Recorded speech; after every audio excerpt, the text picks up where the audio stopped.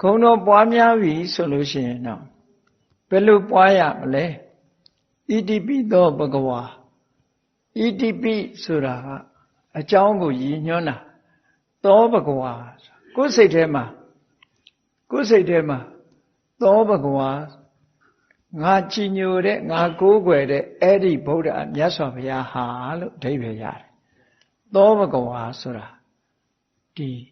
ငါကြည်ညိုကိုးကွယ်တဲ့တလောလကလုံးကလေးစားရတဲ့ဗုဒ္ဓဆိုတဲ့ပုဂ္ဂိုလ်သူမြတ်ဟာဒီနေရာမှာဘဂဝါလို့ခေါ်လိုက်တာအလွန်လေးစားတတ်တဲ့ပုဂ္ဂိုလ်တွေကိုသုံးတဲ့အိန္ဒိယစကားလုံးတစ်ခုပဲခဏတောင်မှပဲအိန္ဒိယနိုင်ငံမှာဘဂဝံလို့သုံးနေရှိတယ်တကယ်ကြီးမားတဲ့ပုဂ္ဂိုလ်တွေကိုဘဂဝံလို့သုံးတယ်သူတို့နော်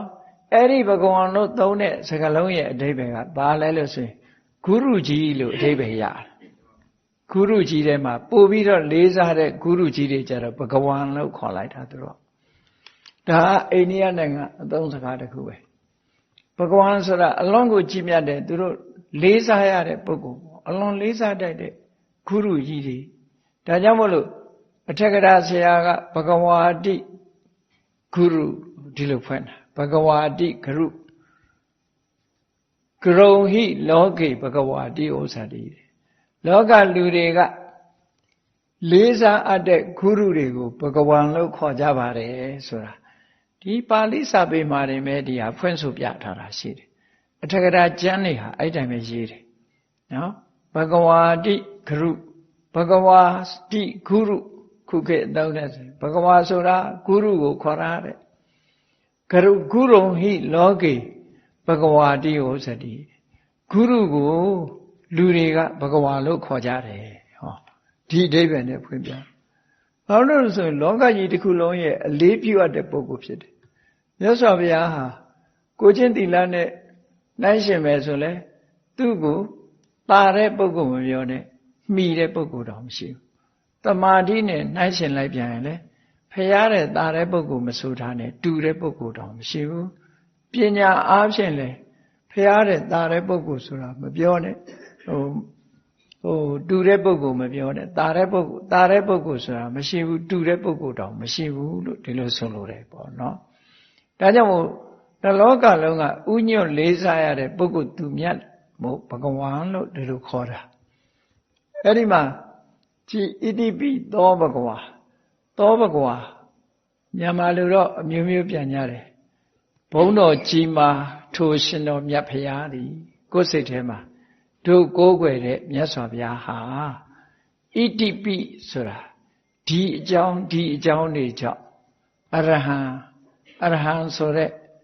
အရည်ချင်းတွေရှိပါပေတယ်လို့ဒီလိုပြောနှလုံးသွင်းတဲ့အခါမှာအဲ့ဒါလို့နှလုံးသွင်းရမယ်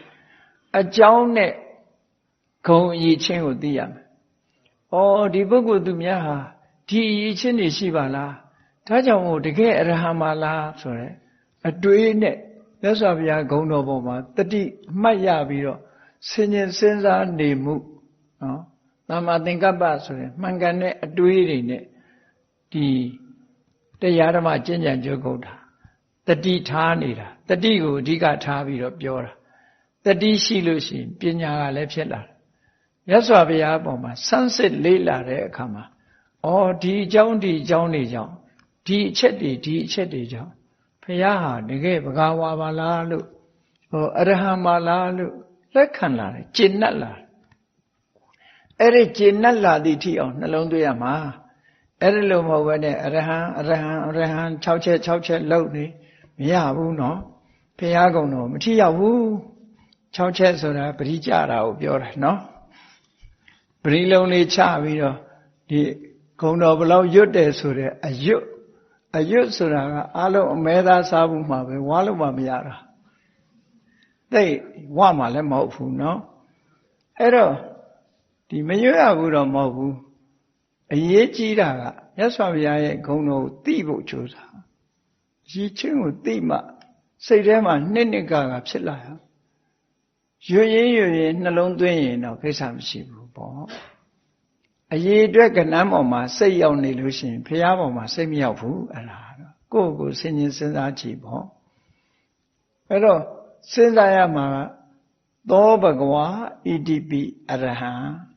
သောဘဂဝါဣတိပိသမ္မာသမ္ဗုဒ္ဓောလို့ပါဠိလိုကြတော့ဒီလိုပြောမြန်မာလိုပြောတဲ့အခါတို့ကိုးကွယ်တဲ့မြတ်စွာဘုရားဟာဒီအချက်တွေကြောင့်အရဟံ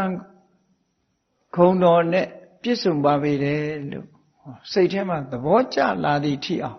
အကျဉ်းချင်းအထထတတိတဲ့တတိမပြတ်တတိကပ်ပြီးတော့စဉ်းစားဆင်ခြင်သုံးသပ်နေဖို့လိုတယ်ဒါကိုဗုဒ္ဓနုတ္တိဘာဝနာပွားတယ်လို့ခေါ်တာအဲ့ဒီလိုသာစနစ်တကျပွားမယ်ဆိုလို့ရှိရင်ဂုဏ်တော်ပွားနေတဲ့အချိန်မှာရာဂဒေါသမောဟဆိုတာတွေဖြစ်မှာမဟုတ်ဘူးနော်အမှန်တမ်းကြည်နူးဝယ်ရာတွေစိတ်ထဲမှာจิตတတ်စရာတွေပဲဖြစ်လာပြီးတော့တမာရိရလာမှာဖြစ်ပါတယ်အေးဒါကြောင့်မို့ဘယ်အလုပ်ပဲဖြစ်ဖြစ်စနစ်တကျလုပ်ရမယ်သိလဲသိရမယ်ဘုရားမြတ်စွာရဲ့အဆုံးအမဗုဒ္ဓသာသနာမှာဒီဗုဒ္ဓကိုကိုးကွယ်ကြတဲ့ဒီဗုဒ္ဓဘာသာဝင်သူတော်စင်တွေဟာယုံပြီးတော့မသိရတဲ့ဟာတခုမှမရှိဘူးယုံသာယုံရမှာမဟုတ်ဘူးတကယ်ကိုသိရှိနားလည်အောင်လုပ်ကြရတာဗုဒ္ဓဘာသာမှာတရားနဲ့ပညာဆိုလို့ရှိရင်ပညာကိုအဓိကထားတာပေါ့တရားပါတဲ့ပညာပါတဲ့တရားမျိုးသာလဲဒီမှာကတန်ဖိုးရှိတယ်လို့ဆိုတာဒါကြောင့်မို့လို့ဒီပညာဆိုတာလေ့လာစီးပူအားထုတ်ကြ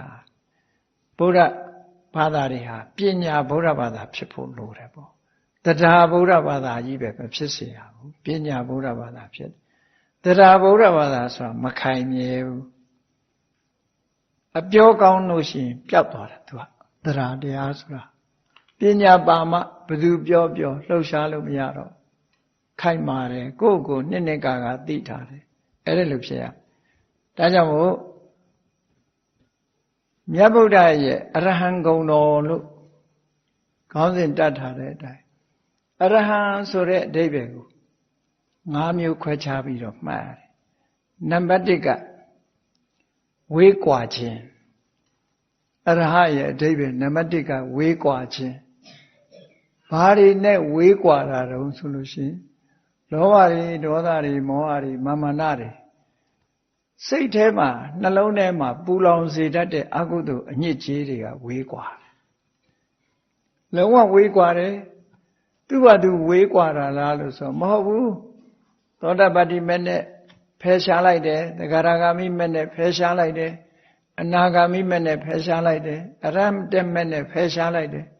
ကိလေသာတွေနဲ့မြတ်စွာဘုရားရဲ့စိတ်ဟာဘယ်တော့မှမဆက်ဘူးအဝေးကြီးဖြစ်သွားပြီခွဲထုတ်လိုက်ပြီလို့ဒီလိုပြောတာနော်ဘုန်းကြီးတို့တွေရဲ့စိတ်ထဲမှာကျတော့ခွဲမရလောက်အောင်လောဘဒေါသမောဟတွေကတွဲဖက်နေတာလေမြတ်စွာဘုရားကျတော့အေးလောဘတွေကလည်းဝေးသွားပြီဒေါသတွေနဲ့လည်းဝေးသွားပြီမောဟတွေနဲ့လည်းဝေးသွားပြီ